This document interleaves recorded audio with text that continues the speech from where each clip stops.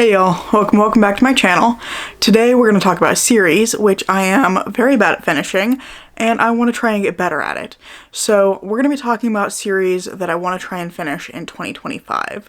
I have historically been very bad about creating lists like this that I don't complete, but I do really want to finish more series next year because I have a lot of series ongoing that I'm really enjoying, but I've just never gotten around to finishing them. So to make this hopefully a less ambitious list, since that's usually where I go wrong, I make a very ambitious list that seems like a great plan at the start of the year and then turns out to be a terrible plan partway through.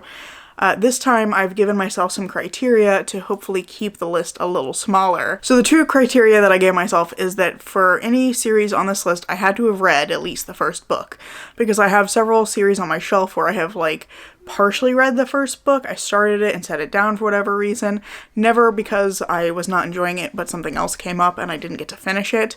So I have to have at least read the first book, if not more books in the series. And the other criteria is it can only be a finished series or a series that will be completed in 2025. So with those criteria in mind, I've put together a list of 6 series I'd like to finish, and most of them I think I just have 2 books left to finish, so I'm hopeful that this will not be as overly ambitious as my previous lists have been. The other note that I have before we dive into the actual list is I pulled a muscle on my arm today, so rather than holding up the books, I'm going to be putting pictures of the books on screen. You also can't see me gesturing because I have the camera a little higher than normal, so if my shoulders are moving, it's because I'm gesturing. But I'm going to put the images on screen, and I will try to put, I'm trying to think of which direction this is going to be. I'll put the books that I have already read in the series on my left, or rather on your left. When you're looking at it, it'll be your left, and the books that I need to read to finish the series on the right. So that's the plan, and now we'll dive into the list. So the first series that came to mind that I absolutely want to try and finish in 2025 is The First Law trilogy by Joe Abercrombie. I read The Blade itself in 2023. I started it in January and I think I finished it in November, but I absolutely loved it, and despite the book having no plot, it's still very vivid to me. I remember a ton of the events that happened in it, and the characters are all so distinctive that I remember them very well too. So I really want to try and get back to this series, and I have 2 books left. That's Before They're Hanged and The Last Argument of Kings. Unofficially speaking, I'd love to try and read the entirety of the First Law world in 2025, but that includes an additional 3 standalones, a short story collection, and another trilogy. So to not be overly ambitious, I'm just putting the first trilogy on this list. That said, I really enjoyed it, and I'm looking forward to reading more from Joe Abercrombie in the future.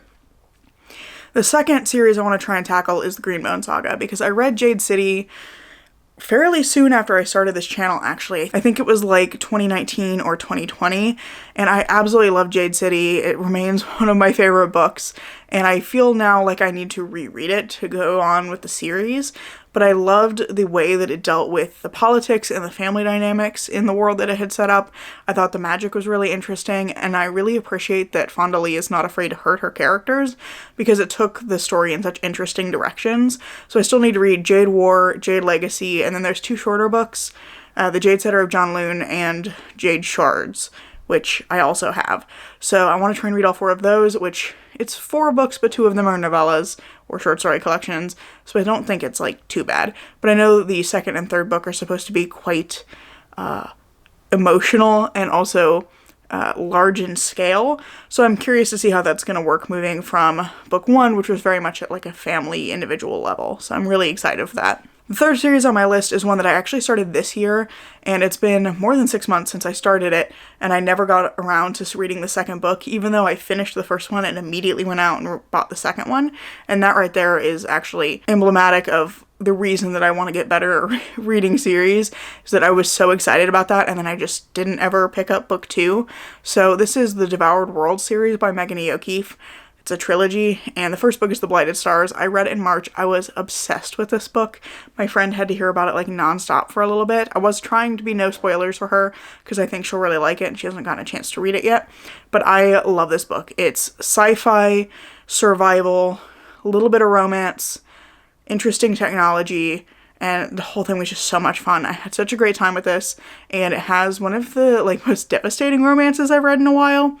So I really wanted to continue on with book 2. I like the twists that happen near the end of the first book, and it really leads into some exciting changes in the status quo for book 2. So I'm still really excited to get to that. So I still need to read The Fractured Dark and The Bound Worlds. Next up is the Dr. Greta Helsing series by Vivian Shaw.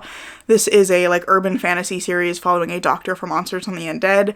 I absolutely love both of the first 2 books in this series. So that's Strange Practice and Dreadful Company. I just actually read Dreadful Company earlier this year and absolutely loved it. It's a very different plot and formula than the first book, but it just works so well. It's a very quirky series. There's lots of kind of quirky characters, but everybody in it is just so competent or dedicated to their jobs, and I like the way that all the characters have this little found family, and they really rely on each other for their strengths, and they're just really kind people, and I just really enjoy reading about them. So I still need to read Grave Importance, which is the 3rd book. Bitter Waters is a novella, and then the final book, Strange New World, is coming out in 2025, so that's the last 3 I need to read for that. The penultimate series I want to finish is The Last Binding by Freya Marske. I love the first book in this series, but I read it a few years ago and then never continued on. I think because I was afraid that I wouldn't like the later books as much as I loved the first one. But that said, I have actually started A Restless Truth, and I'm going to be restarting it this month. I'm planning to read it hopefully for a Reindeer Readathon, so that one may be done before the end of the year, but if not, I'll just carry it over into 2025.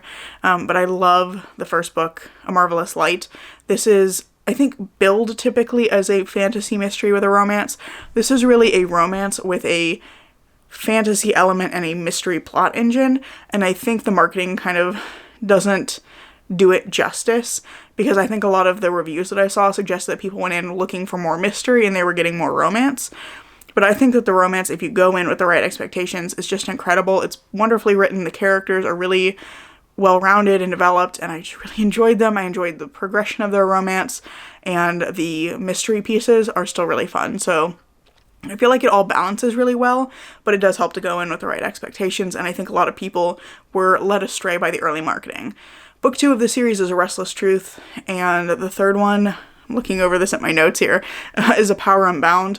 I know A Restless Truth follows the sister of one of the main characters in the first book. I love her. Her name is Maud. She is perfect. And her romance with Violet, I think, is her name. Pretty sure Violet's correct. I have started Restless Truth before. I'm going to restart it. I really was enjoying Maud's voice, and there's some really funny events that happen in the first few pages, so I'm really looking forward to getting back to it. And then the last one, A Power Unbound, follows a character that I'm going to be interested how I feel about him by the time I get to that book, because he's kind of a jerk in the first book. He's really pretty awful, and then he's a main character in the 3rd book. So I'm excited to see kind of the journey he goes on across the series as well. So those are books that I've been putting off because I'm a little afraid that I'm not going to love them, but I'm pretty sure I'm going to. My best friend has already read the series and said that I'm going to, and she's never been wrong, so I have to trust in that. Finally, my last series is one that I'm actually going back to, having read a little bit of it when I was a kid.